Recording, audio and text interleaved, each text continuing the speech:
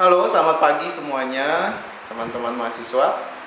Hari ini kita akan mencoba membahas chapter 7, Encryption Controls. Jadi ini sebagai penjelasan lebih lanjut terkait dengan film yang kalian tonton minggu kemarin, ya, tentang encryption juga, yang berjudul Imitation Game. Ya, semoga kalian sudah tonton semuanya, dan saya kira itu film yang sangat baik sekali. Ya, jadi perang saja menggunakan enkripsi, ya, untuk mengirim informasi dari satu tempat ke tempat lain. Bagaimana caranya pesan itu bisa tidak diketahui oleh orang lain. Pesannya harus dienkripsi, ya, sehingga orang lain tidak tahu, gitu ya. Khususnya di Imitation Game yang kalian sudah tonton itu, ya, perang dunia saat itu, perang dunia kedua, ya, Jerman menggunakan mesin enkripsi yang namanya Enigma, yang katanya unbreakable, yang tidak bisa dijebol, tapi akhirnya bisa juga dijebol oleh Turing, ya. Sewaktu mesin itu dijebol, bisa diketahui, di-crack, gitu ya, proses enkripsinya, akhirnya Jerman kalah. Di sini dengan menonton film ini kita jadi mengetahui bahwa memang peran encryption di dalam keamanan komputer itu sangat penting sekali. Oleh karena itu, salah satu topik yang paling sering dibahas dan juga yang paling penting di dalam IT security adalah mengenai encryption.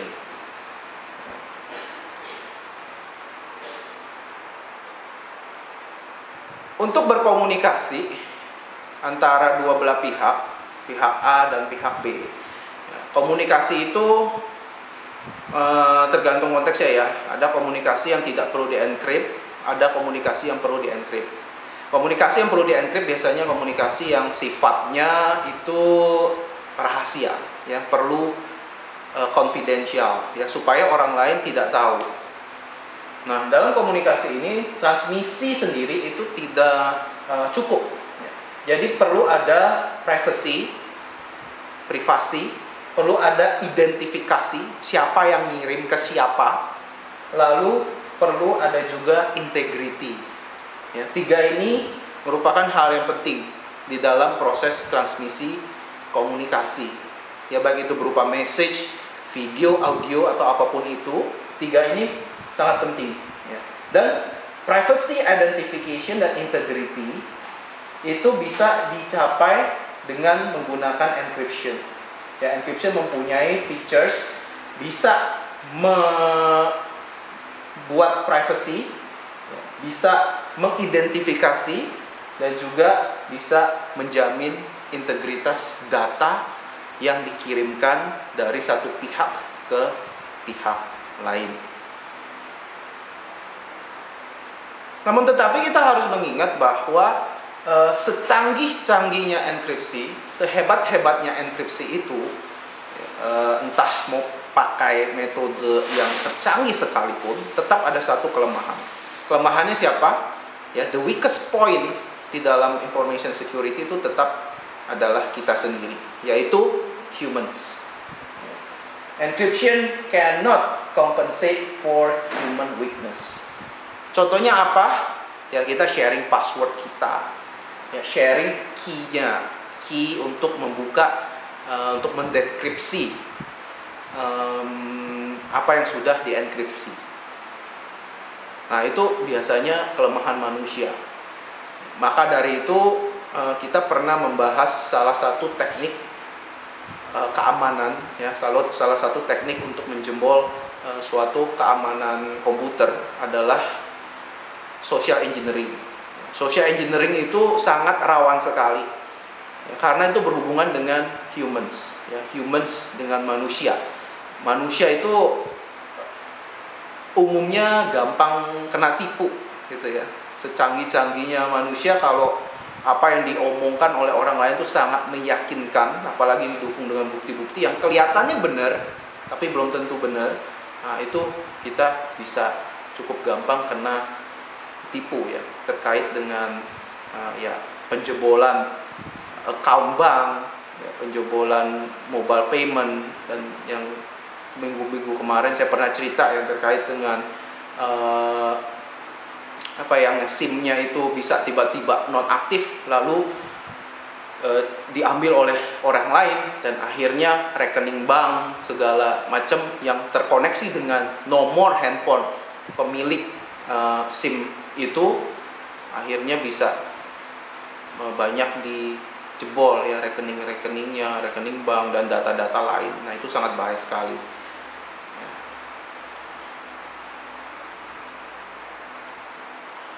Nah, encryption secara sederhana dapat digambarkan seperti ini. Kita lihat sama-sama. Di sini ada plain text, teks yang biasa. Let's say ada hello. Nah, hello ini kita mau kirim ke bapak ini, ya. Ini jadi ibu sama bapak. Ya, si ibu mau mengirimkan hello ke bapak. Nah, tapi dalam proses pengiriman ini, kedua orangnya tidak mau diketahui ya kalau yang dikirim itu hello. Jadi diperlukan suatu proses yang namanya encryption. Ya, jadi hello ini di-encrypt, lalu didapatkan ciphertext atau teks yang sudah terenkripsi. Ya, ciphertextnya ini gak jelas ya. Ya memang sengaja, semakin tidak jelas polanya, semakin hancur polanya, ya, semakin tidak tidak beragam, gitu ya, makin berantakan. Nah, ini semakin baik ya, ciphertext. Nah, ciphertext ini harus didekripsi supaya kita bisa tahu kata originalnya apa. Nah, proses decryption itu dilakukan untuk mendekripsi hasil dari ciphertext. Lalu dari decryption ini kita bisa mengetahui bahwa original text dari ciphertext ini adalah hello. Dan si bapak ini bisa tahu bahwa si ibu mengirimkan hello. Nah, kalau kita lihat di model ini, memang ada dua proses ya. Jadi ada plain text, ada di-enkripsi, sama di-dekripsi. Enkripsi adalah proses untuk mengubah plain text menjadi ciphertext. Sedangkan proses dekripsi mengubah ciphertext berbalik menjadi ciphertext. Nah, ini dua konsep yang harus kalian pahami dengan baik ya. Jadi ada enkripsi, ada dekripsi. Ada plain text, ada ciphertext. Oke. Sekarang kita masuk ke terminologi encryption. Kita bahas satu-satu ya. Jadi ada terminologi encryption, kriptografi terdiri dari dua kata, yaitu kripto sama grafi. Kripto ini bahasa Greka artinya hidden. Kalau grafi artinya writing. Sedangkan encryption definisinya adalah transformasi kriptografi dari data yang memproduksikan ciphertext yang tadi. Ya, itu encryption. Dari ciphertext atau encrypted text di-decrypt, yang namanya decryption, kita bisa mendapatkan plain text kembali. Jadi ada plain text, encryption, encrypted text, decryption, sama plain text. Nah, ini ada beberapa sejarah mengenai kriptografi. Ya, ada yang awal-awal disebut dengan Caesar cipher. Diperkenalkan oleh Julius Caesar, ya, Kaisar Romawi saat itu tahun 100 BC sampai 44 BC. Caesar cipher itu sangat sederhana. Ya, jadi kata-kata yang ada itu disubstitusi dengan kata lain, huruf lain. Ya, misalnya A disubstitusi dengan D, B disubstitusi dengan E, Q disubstitusi dengan T. Jadi kalau kita mau bicara mengenai A, B, X gitu ya, misalnya A, B, X, berarti ciphertextnya itu menjadi D, E, A. Begitu ya. Jadi prinsipnya adalah substitusi. A diganti D, B diganti E, dan seterusnya. Ya, kita sudah tahu huruf-hurufnya itu diganti sama apa saja. Ya. Nah, di sini dibilang monoalphabetic substitution.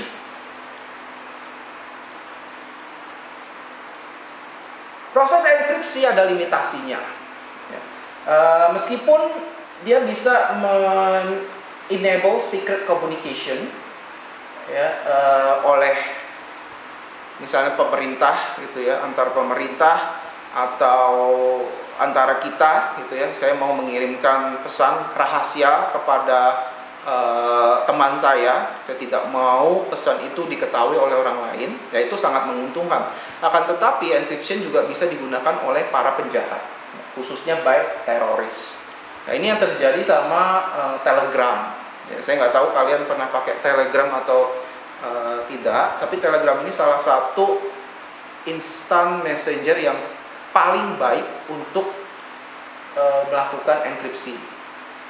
Jadi kalau kalian menggunakan Telegram, ada satu fitur namanya saya lupa namanya, akan tetapi kita bisa memakai fitur itu untuk mengirimkan pesan, tapi pesan itu nggak akan bisa kebaca, ya, dan juga cuma dikirim sekali dan setelah itu akan otomatis hilang, ya, kayak film Mission Impossible, ya, jadi dikirim langsung hilang, nggak berjejak gitu. Nah, itu sering disalahgunakan oleh teroris. Demikian juga yang instant messenger lain yang mungkin yang sering kita gunakan kayak WA, ya. Kalau kita baru pertama kali connect ke orang lain, kita baru add WA-nya, nah, di situ suka ada tulisan kan, ada end-to-end encryption. Nah, apa artinya end-to-end encryption? Artinya adalah bahwa message yang kita kirimkan dari saya misalnya ke kalian itu terenkripsi.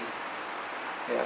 Jadi selama proses transmisi dari WA saya ke WA kalian, itu data yang dikirimkan, proses transmisi datanya adalah ciphertext, bukan plain text-nya, bukan teks originalnya, ya, karena sudah ada proses enkripsi di situ. Dan limitation yang lain adalah mengurangi keefektifan firewalls. Karena kan data yang dikirimkan itu ciphertext, ya, jadi semakin sulit gitu untuk dideteksi oleh firewalls, hard to decode. Dan yang terakhir adalah image forensic, mengganggu atau menyebabkan suatu kesulitan jika forensik diperlukan. Ya, karena ya ciphertext susah untuk diketahui, ya, plain text-nya itu apa. Ya karena memang itu tujuannya kan, supaya nggak diketahui, supaya tetap jadi rahasia, supaya tetap secret. Akan tetapi dalam kasus tertentu, kalau ada kasus kejahatan misalnya, dan diperlukan suatu forensik, dan data-datanya itu banyak yang di-encrypt menggunakan kriptografi, nah itu akan menyulitkan petugas yang untuk melakukan forensik. Ya, karena dia harus bekerja ekstra untuk mencari kunci kriptografinya supaya enkripsinya itu bisa didekrypt lagi gitu, supaya dia tahu plain text-nya atau file aslinya itu kayak gimana. Nah, itu perlu usaha tambahan, ya, untuk melakukan forensik jika memang banyak enkripsi yang diterapkan. Nah, ini ada beberapa kebutuhan untuk melakukan enkripsi.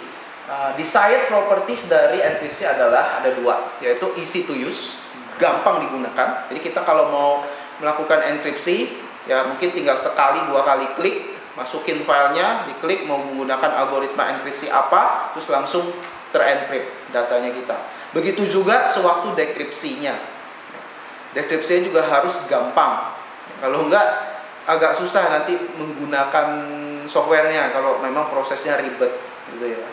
Lalu difficult to break for intruders. Selain gampang untuk digunakan software enkripsinya, kita juga harus concern dengan masalah seberapa canggih proses enkripsinya itu sendiri. Ya, semakin canggih proses enkripsinya, semakin canggih sistem kriptografi yang digunakan, maka penjahat akan semakin kesulitan untuk menjebol enkripsinya atau melakukan dekripsinya. Ya. Nah, jadi dua ini ya, easy to use sama difficult to break for intruders. Di satu sisi kita perlu kemudahan, lalu di sisi lain kita juga perlu diyakinkan bahwa enkripsi yang kita pakai ini benar-benar strong, benar-benar kuat, bisa menjaga keamanan data yang sudah terenkripsi ini. Ya. Jadi intruders, penjahat atau siapapun yang punya niat jahat untuk menjebol enkripsi kita itu akan mengalami kesulitan. Ya, data-data yang sudah terenkripsi itu tidak dengan gampangnya dapat terdekripsi. Ya, tanpa kunci yang tepat, maksudnya ya kuncinya kan kita yang simpen ya. Nanti kita akan pelajari tentang key, ya, ada secret key. Nah, key-nya itu ya kita harus jaga dengan sebaik-baiknya. Makanya tadi nyambung lagi ke yang slide yang awal, kelemahan dari enkripsi itu adalah kita sendiri, humans. Ya, kalau secanggih-canggihnya enkripsi itu, kuncinya udah sangat panjang, metode algoritmanya itu sudah sangat canggih. Akan tetapi kalau kita membagikan kuncinya itu ke orang lain atau kita sharing sembarangan kunci kriptografinya, kunci untuk mendekripsinya, ya jebol juga, ya kan? Oke. Nah, ini similar to locks. Ya, jadi enkripsi itu similar to locks. Ya, kalau kita lihat gembok yang besar, yang gembok rumah kita ataupun gembok yang kecil, nah itu kan perlu, untuk buka gembok itu perlu apa? Perlu kunci.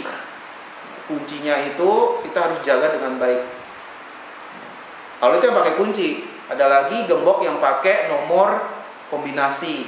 Ya, itu kita harus benar-benar keep nomornya, supaya orang lain nggak tahu, ya, supaya itu tetap terjaga.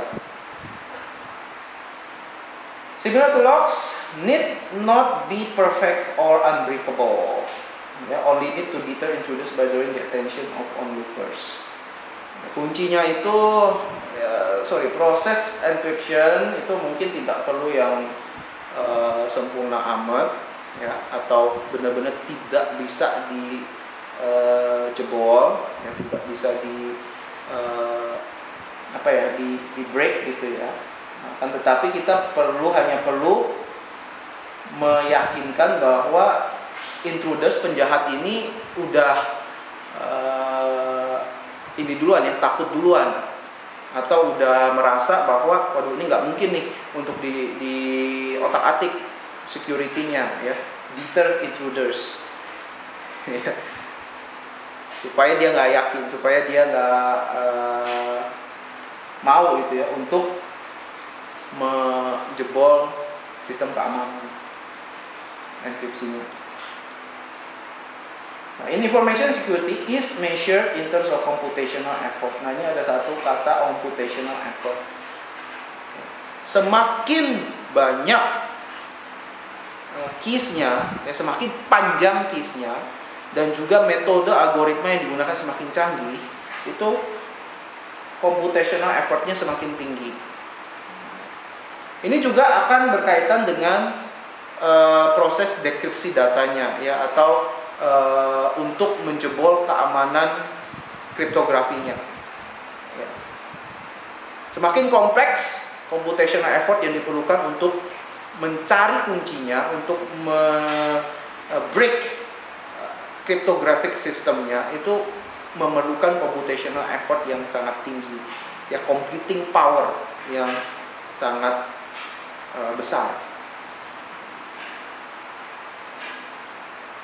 Encryption keys. Di dalam dunia fisik kita mempunyai very few lock types dan memerlukan suatu requirements yang khusus, ya, need to bit requirements. Misalnya kita bisa menggunakan biometric, bisa menggunakan numerik, ya, kode gitu, atau yang paling umum keys, kunci. In information security world, sekali lagi, hanya ada sedikit encryption types. Ya, tipe enkripsi itu hanya sedikit. Kenapa sedikit? Karena harus memenuhi requirements. Requirements itu ketat. Ya, jadi ada list yang harus dipenuhi. Ya, ada kriteria yang harus dipenuhi oleh sebuah algoritma enkripsi dan juga dekripsi, algoritma kriptografi. Ya, karena kriterianya itu sangat ketat, sangat banyak. Maka dari itu, algoritma yang tersedia di sekarang ini untuk melakukan enkripsi maupun dekripsi, proses kriptografi itu sendiri, itu cukup terbatas. Ya, nanti kita akan bahas satu-satu algoritma yang biasa digunakan. Bagaimana kita bisa menggunakan tipe kunci yang sangat sedikit ini, yang limited, untuk mengamankan banyak sekali gates, ya, banyak sekali number of gates. Ya kan? Karena log types itu sedikit, tapi yang harus diamankan banyak. Log types-nya ya, algoritma enkripsinya sedikit, algoritma kriptografinya sedikit, tapi yang data yang perlu diamankan itu banyak. Bagaimana caranya? Caranya adalah yang menggunakan keys-nya itu diubah-ubah. Keys-nya ya, kita menggunakan keys yang panjang, menggunakan kombinasi antara angka, menggunakan abjad, huruf, simbol, uppercase, lowercase. Nah, itu akan sangat berpengaruh terhadap sistem keamanan enkripsinya itu. Ya, karena semakin kompleks keys yang digunakan akan semakin susah diretas, akan semakin susah dijebol, ya, enkripsinya. Ataupun kombinasi yang tadi saya bilang, ya, penggunaan huruf besar, huruf kecil, uppercase, simbol dan lain sebagainya. Dan juga berapa panjang digitnya, itu akan sangat berpengaruh. Ya, password lah paling gampang, ya, password kalian itu gimana? Ya, password yang digunakan apakah itu berapa panjang, lalu isi dari passwordnya itu apa saja, itu juga akan berpengaruh terhadap keamanan login, ya kan?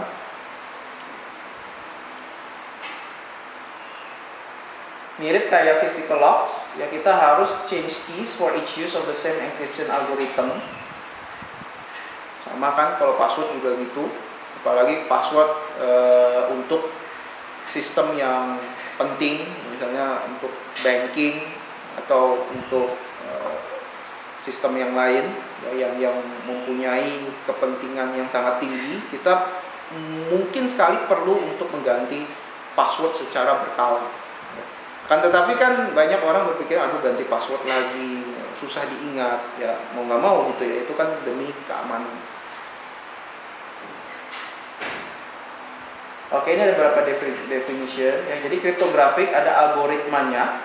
Apa itu algoritma? Algoritma merupakan suatu sequence of steps yang terdefinisi dengan baik, ya, untuk mendeskripsi proses dari kriptografi. Selain ada algoritma, ada juga key. Key itu apa? Secara definisi, sequence of symbols yang mengontrol operasi dari encipherment, enkripsi, dan juga dekripsi.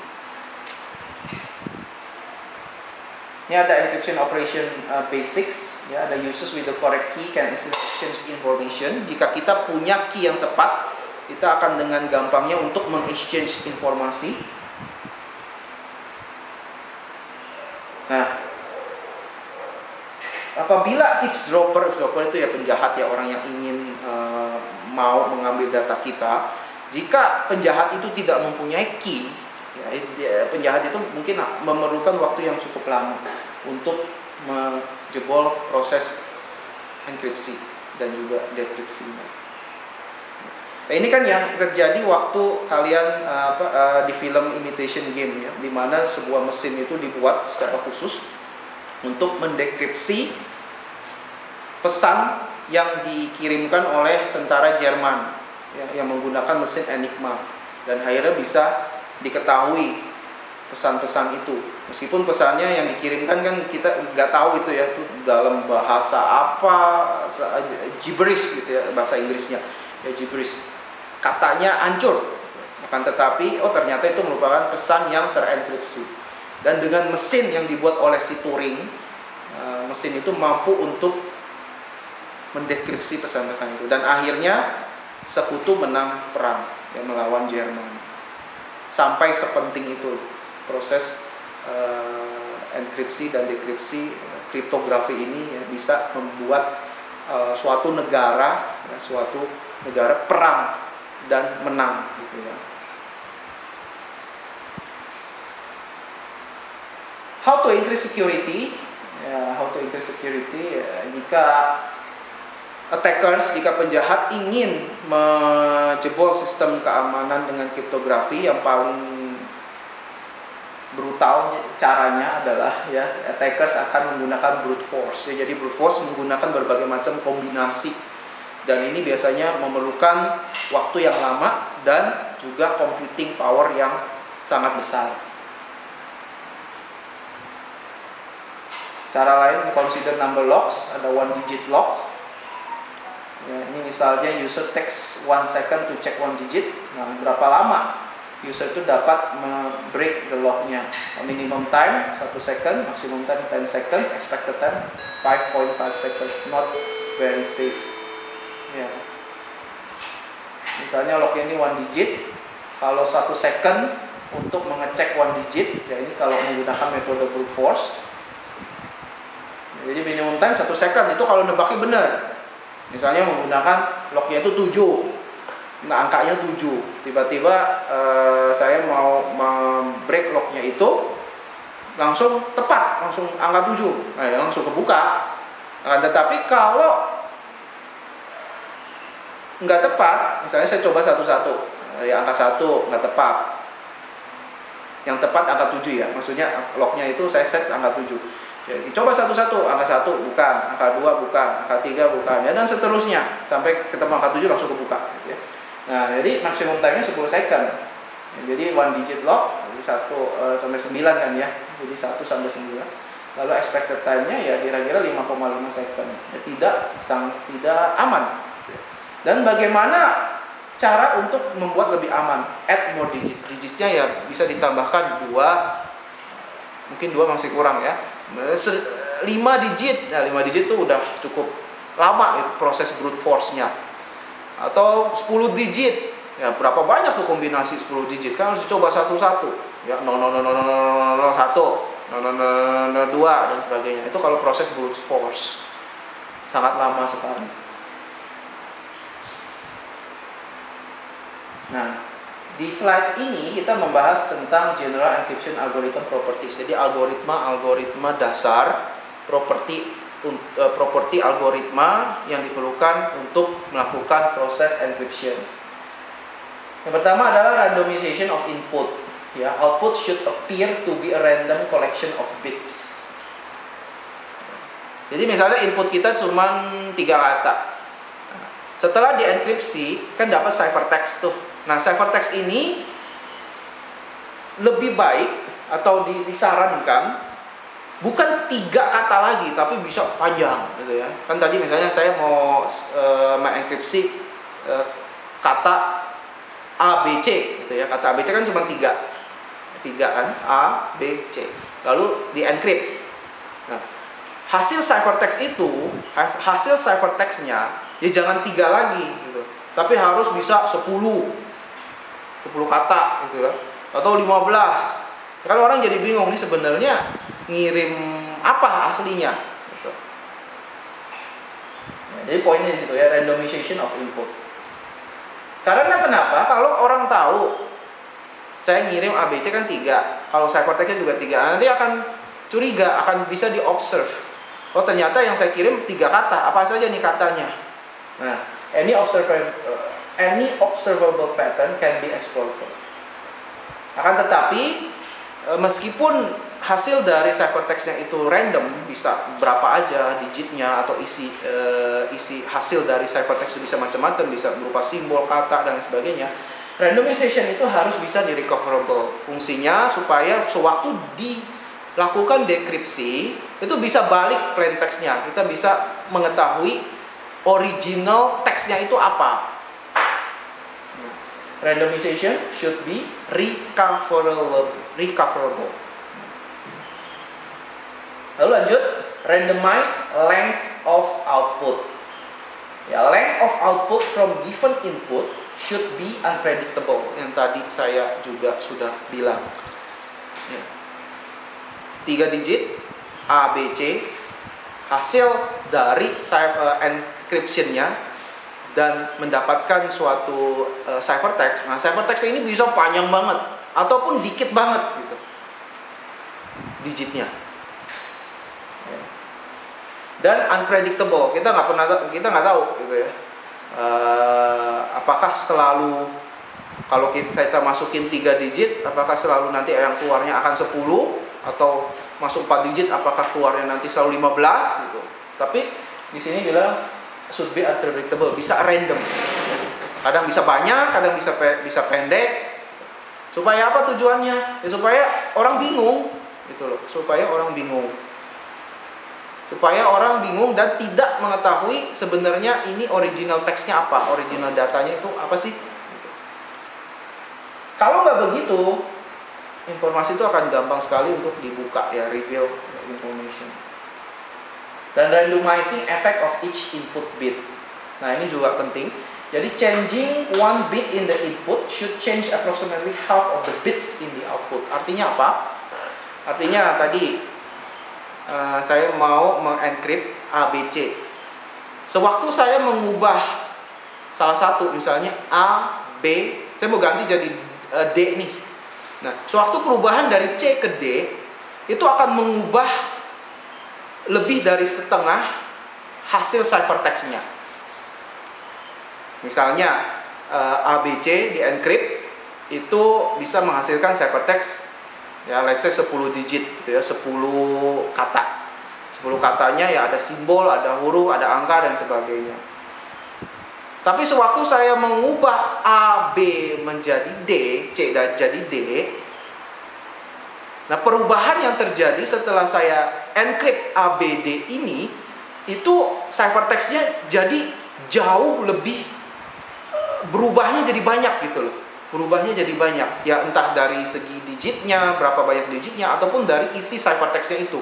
Benar-benar berubah, at least setengahnya berubah gitu.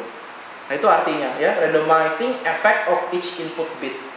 Approximately half of the bits in the output itu totally change, totally berubah. Nah, kita bisa lihat kan di sini ya, ada randomize of input, randomize length of output, randomizing effect of each input bit. Nah, ini semuanya tujuannya supaya untuk membingungkan orang, yang membingungkan penjahat gitu ya. Ini ciphertext-nya kok aneh banget. Karena aneh, penjahat mungkin akan mikir, ini mungkin bukan informasi yang penting.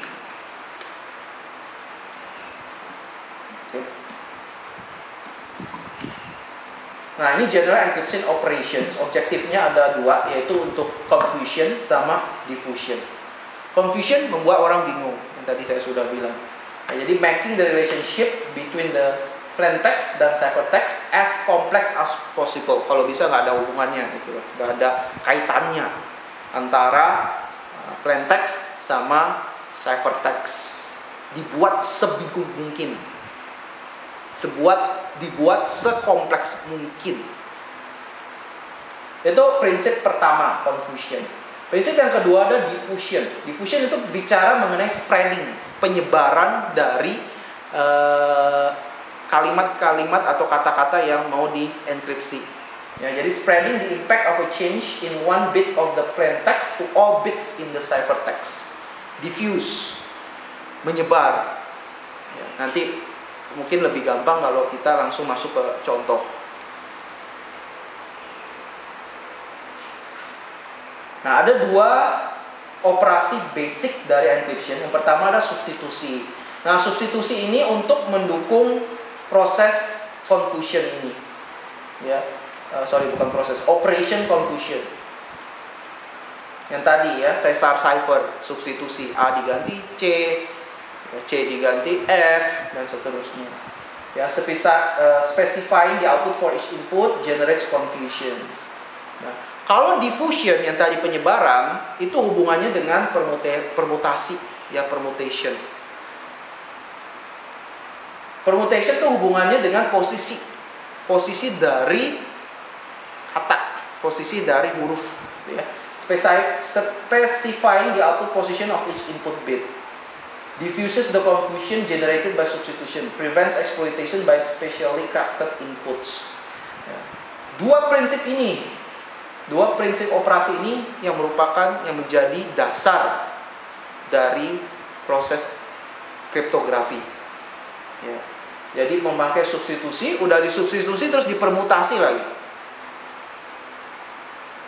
Jadi makin bingung, ya.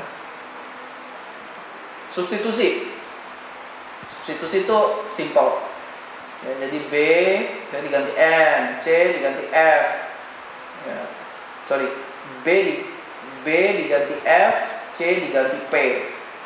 Substitusi mengganti plain text letters of string of letters by letters of numbers or symbols. Mengganti suatu kata, suatu simbol di dalam plain text diganti menjadi suatu kata yang lain. Ya. Contohnya ini given X itu kan substitusi, ya. Kalau kalian di aljabar itu udah sering kita pakai, ya, substitusi. Variabel X, Y, Z diganti dengan angka X-nya. Nah, permutasi untuk merearrange the orders. Nah, di sini contohnya lebih gampang dijelasin kalau kita pakai contoh. Misalnya ini plain text message-nya M O N O A L P A H dan lain sebagainya. Nah, sewaktu kita melakukan permutasi, kita bisa membagi message-nya ini menjadi beberapa blok, 5 level blok. Misalnya monoa, lalu kita split LPH AB, kita split 55 gitu ya, 5 blok. ETICU, NILAT dan seterusnya. Nah, kalau udah dipisah-pisah begini kan orang jadi lebih bingung di permutasi, atau ordernya dipindah posisinya dan cara lainnya juga. Ya, rearrange the orders. Nah, tipe-tipe enkripsi ada apa saja? Yang pertama adalah hash function. Ini tidak menggunakan keys. Ya, contohnya hash itu dipakai untuk password protection dan juga data integrity check, hashing. Nah, ini umum dipakai, ya, misalnya hash function MD5 gitu ya, itu sering dipakai untuk enkripsi password. Ya, sewaktu kita melakukan login, itu perlu ada suatu proses enkripsi, proses kriptografi itu digunakan hash, tapi tidak menggunakan